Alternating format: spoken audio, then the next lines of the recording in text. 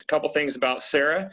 She started the North Snohomish County outreach, I think it was October of 2017, just in response to some of the community needs. She was invited to come out and speak and did so in August of 2018. Now she's back to give us an update on kind of where they're at and what needs are being addressed. So everybody, let's give a warm welcome to Sarah Higginbotham.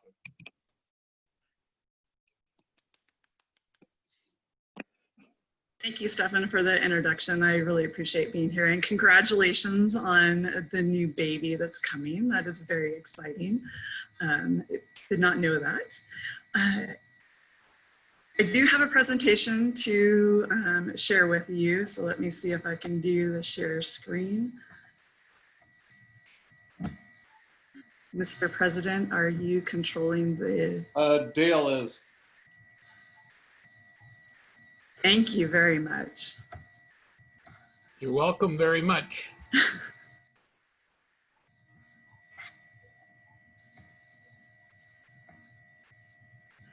So I am with North Snohomish County Outreach, and I do appreciate you all inviting me back. It has been 2 years since I last presented. And as I was preparing for this presentation, it was just amazing to reflect back on what all has happened in the last 2 years. When we started this, well, I'll get into that in a minute, but just, it's so hard to realize what you've done when you're so focused on what you haven't done.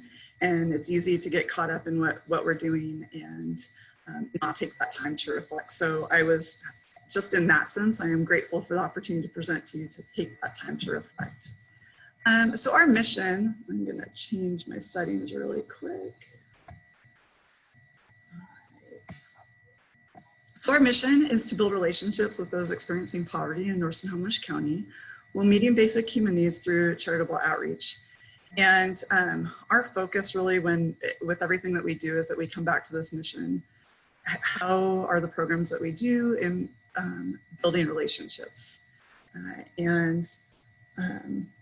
So the last time I came and spoke with you all, we were doing laundry outreach. We were doing it in the Smoky Point location. We were getting ready to launch downtown Arlington. And since then, we've also added Stanwood. So we're in 3 locations. Smoky Point with COVID has changed. So we're now there on Tuesday nights and Wednesday mornings. Arlington on Tuesday nights and Stanwood on Thursday nights. And I included this picture for multiple reasons. One, these kids crack me up, and their faces in this picture are great, especially the boys. These kids are in a family that were referred to us from another organization, and they participated in laundry for about 10 months before they became stably housed. So they are currently in housing, which is amazing, and have been since October of last year. Dad was able to get a job and was starting to support the household. The last I had spoke with them was during COVID. They were getting ready to move. There had been issues with the space that they were living in, but they were moving forward. And I think that we need to remember that homelessness is not forever. And some people may choose to be homeless, but a lot of people are, it's a season of their life and it's not forever. And we're just hoping to minimize that season whenever possible and create relationship in the meantime. And so when we're doing laundry outreach, we have service partners that come in with us when we're not in the middle of a pandemic. The 2 agencies or 3 agencies that we refer to the most often are the community outreach officer and embedded social worker. So we work closely with Ken and Brittany, and they refer people to us as well. We also work with the Arlington Community Resource Center and the Community Resource Center of Stanwood Camino. And so when in the different areas that we're working, we make sure to refer people to resources that are local whenever possible.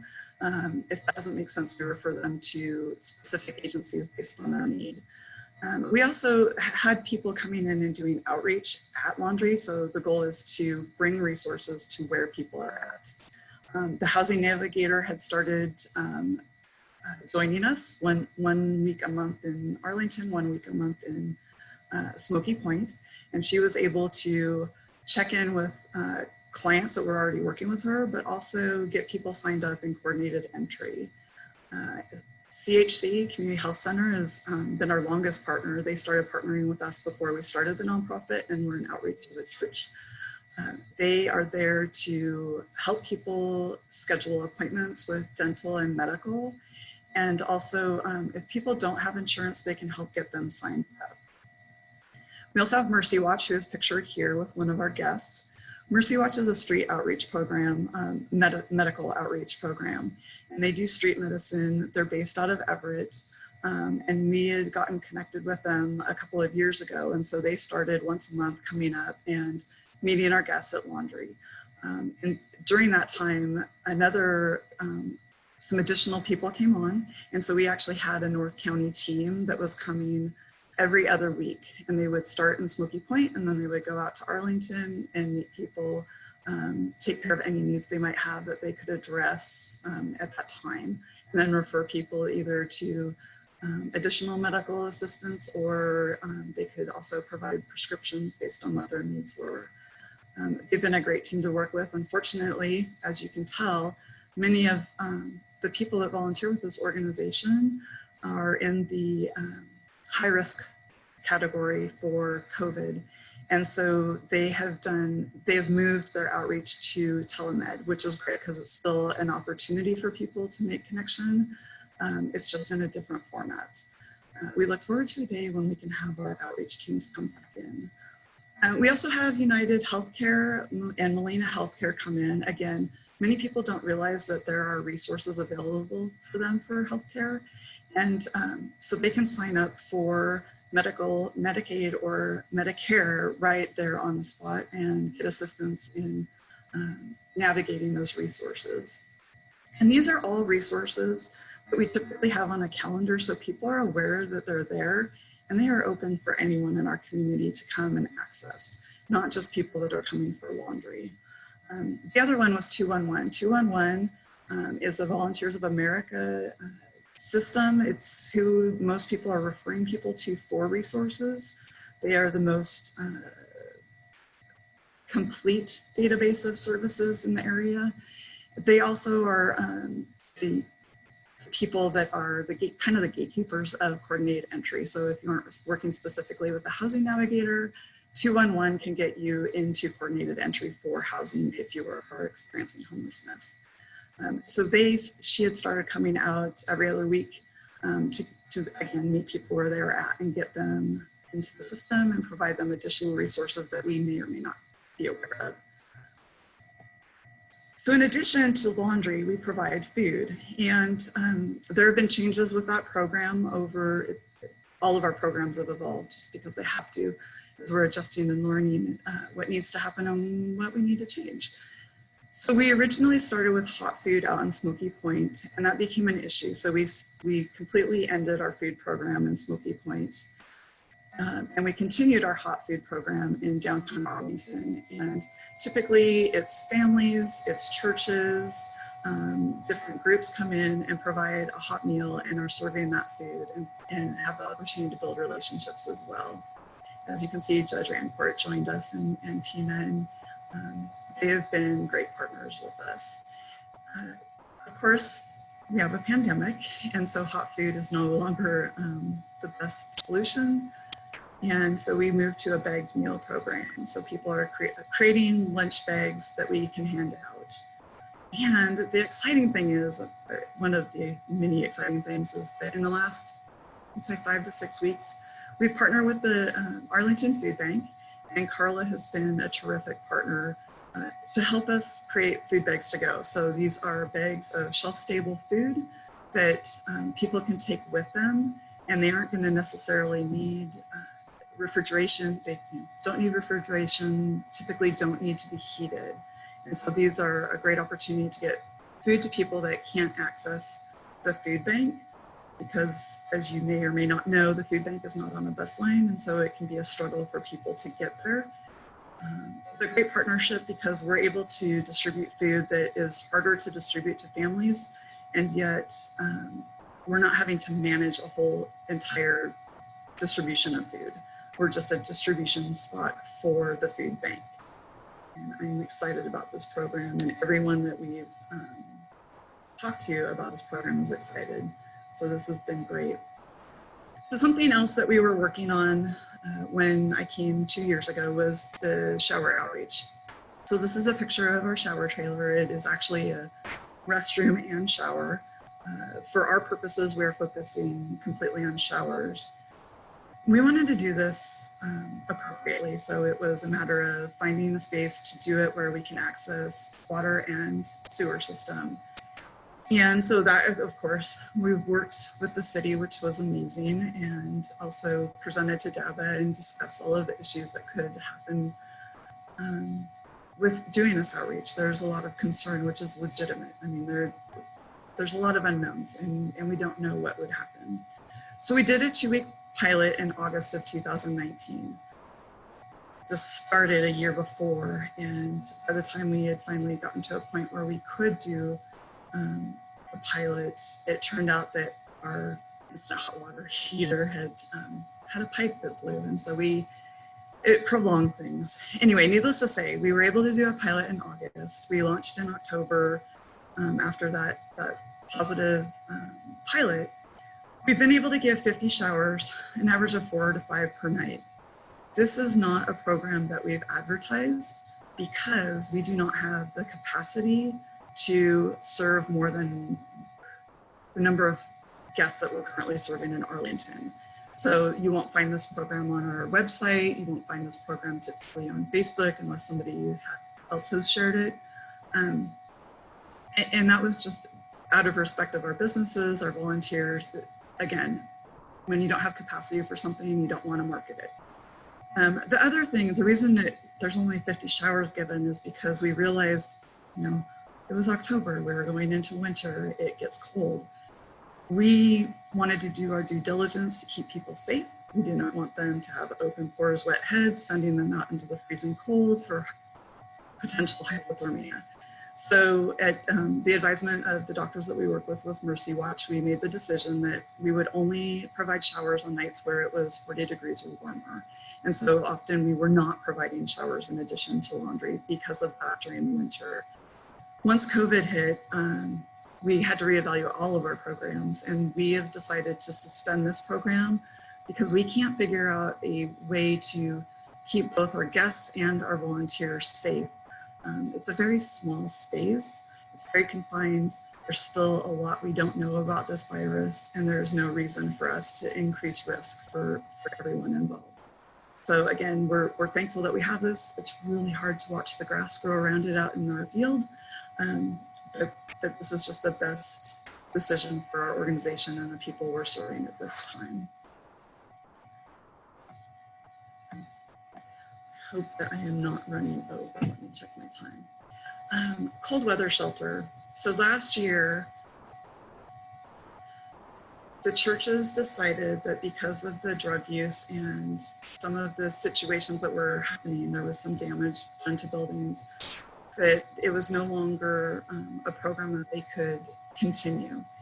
And in October, that decision was made, and in November, our board decided that when we go back to our mission, which is building relationships and providing basic human needs, this fell in line with what we were already doing, because we're already building relationships with the people utilizing the cold weather shelter, and it is a basic human need. So the picture of the candle is in remembrance. We are aware of 2 people that died of hypothermia this last season. In November, a woman died in her car at the rest area. And then I believe it was the beginning of January, one of our guests passed away in his car in town, also from hypothermia.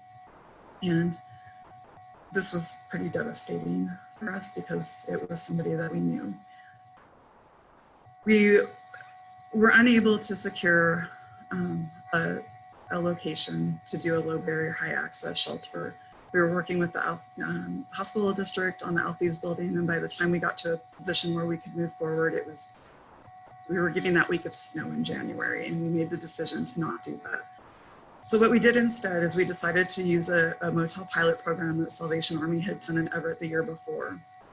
And we partnered with the county and the housing navigator. And so there were criteria, it was not advertised because there were certain criteria to be able to access service.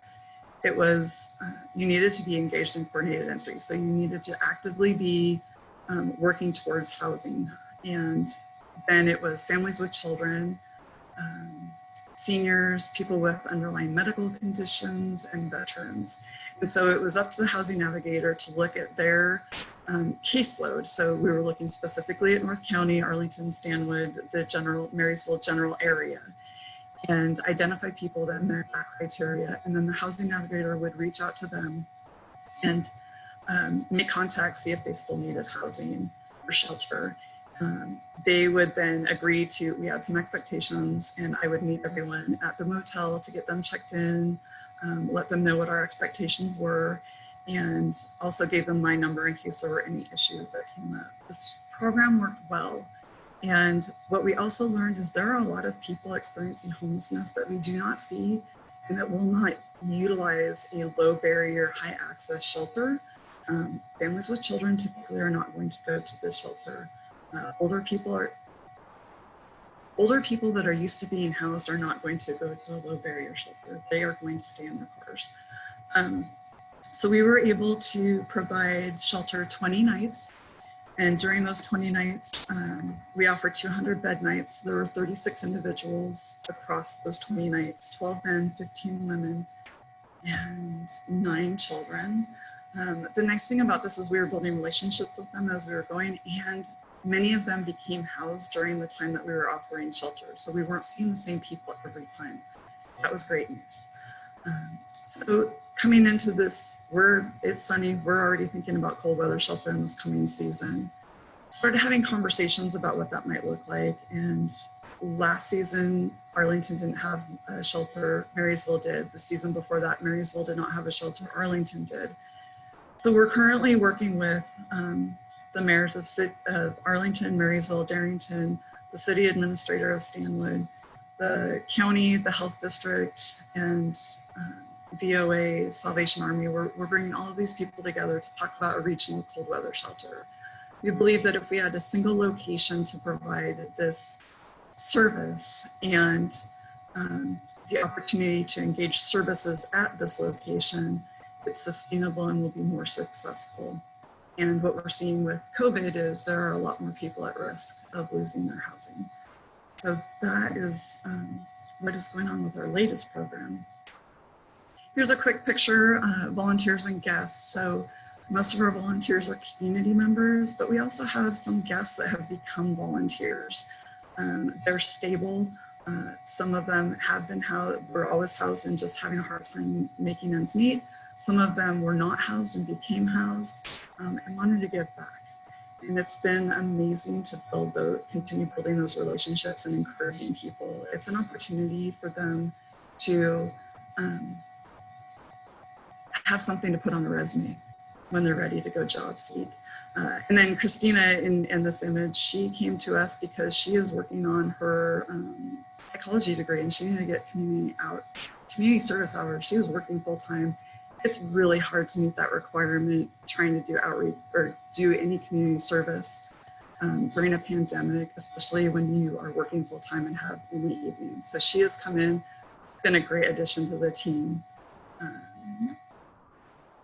And I'm going to change this and see if you guys have any questions. I hope I didn't go too fast. It was a lot of information. Does anybody have any questions? Sarah, what mainly the Smoky Point area was just too dangerous to keep that food program going, or?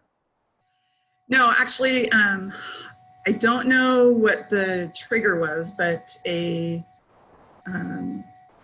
so that building had been sold and purchased. So there was a new owner since we originally started the program.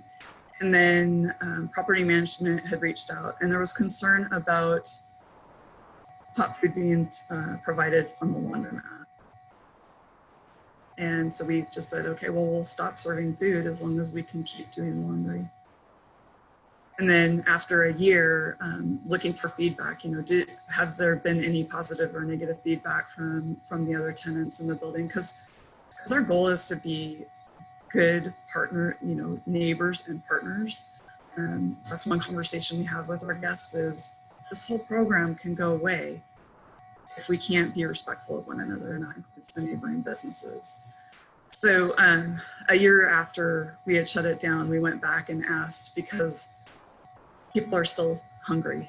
And we asked if we could do sandwich bags, so not hot food, something that they can take with them and or throw in the trash, and we address the trash issue as well. Sarah, what's your funding source? So we are funded through several different sources. We do write grants, so we've received grants from the Community Foundation. We just recently received a grant from the Church of Latter-day Saints. So churches are also a funder, individuals, some organizations outside of businesses. So there's a variety. Oh, and then the county. We did have a county contract for cold weather shelter, and we will likely have that again this coming year. Sarah, how many people do you normally serve in a month? Great question. It is often changing. So we've been averaging around, gosh, I have to think of all 3 locations, around 50 people a week. I wish I'd put that data out, so I apologize. I can get that for you. But families, it fluctuates. So in a month, I want to say over 100. It's interesting because people will hear about our service, they will come, they will check it out, and some will come back and some won't. And we don't know rhyme or reason. Sometimes it's just to get caught up. I can tell you that with COVID, what we did in April and May is we completely changed everything. We shut down 2 of the locations and did everything out of Smoky Point, and we served a lot more people that were being housed. But we're having a hard time making ends meet.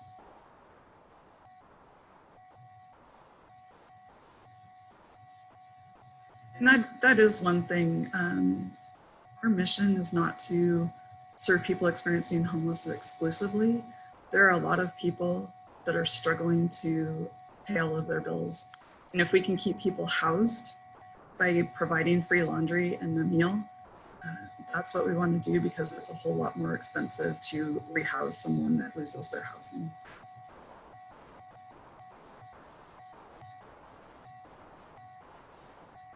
Any other questions for Sarah? Here's all my contact information, and if you guys want, I can send you over a PDF of the presentation. Thank you again for having me. I do appreciate the opportunity to come back and give you an update of what we've been doing. Yeah, no, thank you, Sarah. Jennifer Hollacker, do you have any happy dollars? I do have some happy dollars. The NOAA Center, I just got back from Kendall Ford, and the NOAA Center was the recipient of $10,000 from them. So that was a super happy dollar. Perfect. So I don't know if you heard Cindy, but she said that if you Venmo it to @DuckDash, you can send your happy dollar to her. Excellent. I'll do it. Awesome. So thanks everybody for coming and listening to Sarah. And now I have the bell, so meeting adjourned.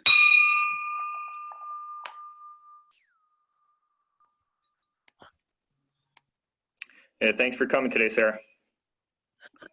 Hey Dale, did you record to the cloud or?